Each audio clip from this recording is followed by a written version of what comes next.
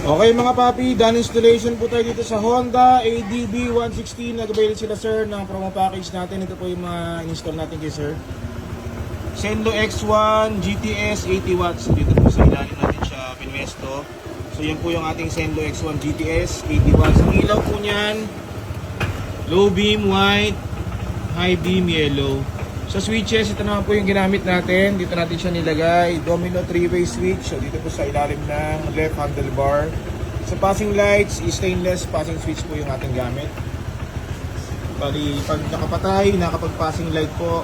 Pag sa low beam, passing, high beam, passing. Okay, so busina ni sir, PIA auto style horn, dual horn setup. Stock horn selector switch. Naglagay po tayo dito sa bulsa. Halo switch. Pag nakapatay yan, stock horn yung tutunog. Okay.